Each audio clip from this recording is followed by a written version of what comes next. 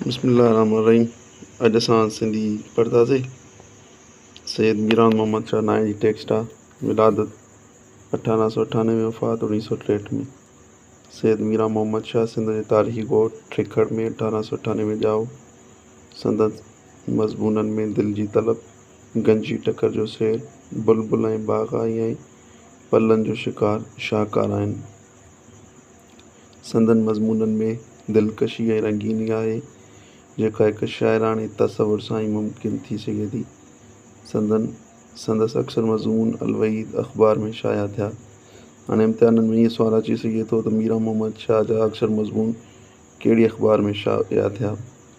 शाइरी में संदसि तख़ल्लुस महजूर ऐं मीर आहे। संदसि शाइरी जो मजमूओ कलियाते मीर आहे। सैयद मीरान मोहम्मद शाह जो सैयद मीरान मोहम्मद शाह विरहाङे खां अॻु सिंध असेंबली जो स्पीकर ऐं पाकिस्तान ठहण खां पोइ सिंध सरकार में वज़ीर रहियो। शाह लतीफ़ जे उर्स ते ब्रिटिश मदनी कॉन्फ्रेंस जो पिणु बुनियादु रखियाईं।